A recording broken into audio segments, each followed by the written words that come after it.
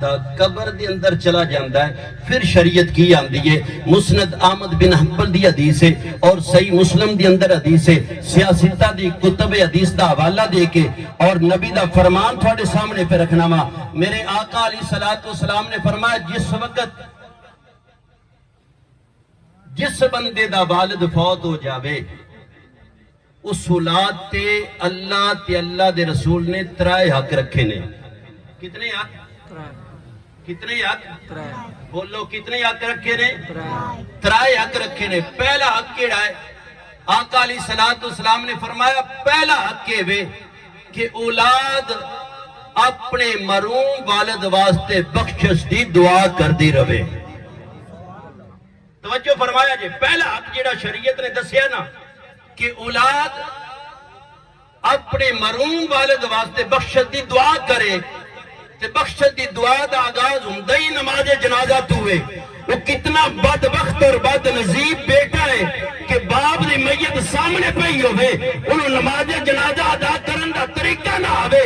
کتنا بد نصیب بیٹا ہے اور کتنا ہی بد نصیب والد ہوئے گا جے اپنی اولاد و دنیا داری تے سکھائی لیکن دین دا اتنا کچھ سبق بھی نہ سکھا سکیا کہ اولاد مرن تو بعد نماز جنازہ بھی صحیح طرح نہ پڑھ سکی۔ پہلا حق کی ہے کہ اولاد اپنے والد واسطے نماز جنازہ پڑھے۔ اور سنو میرے آقا دا فرمان، میرے آقا علیہ السلام نے فرمایا کہ جڑی اولاد اپنے والدین واسطے بخشش دی دعا کرنا چھوڑ دیں دی ہے، اللہ تبارک و تعالیٰ تنگ دستی اندہ مقدر بنا دیں دی ہے۔ تنگ دستی مقدر بڑھ جاندی ہے۔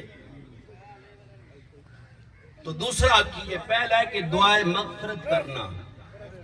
دوسرا کیے، آقا علیہ السلام نے فرمایا جس وقت والد فوت ہو جاوے دوسرا کہ اس والد نے اپنی زندگی دے اندر کسی نال کوئی وعدہ کیتا ہوئے، اپنے دوستان دی صاحب بچ بہ کے اپنے عزیز و اقارب نال اپنے ہمسائے نہ کسی نہ کوئی وعدہ کیتا ہوئے، اولاد دا ایک کہ والد فوت ہو گیا ہے اس وعدے نو وفا کرے، وہ والدہ کیتا ہے وعدہ پورا کرے۔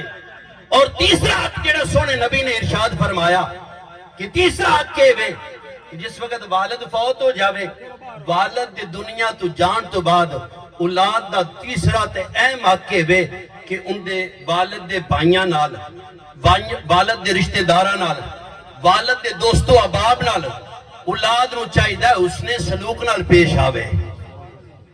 یا رسول اللہ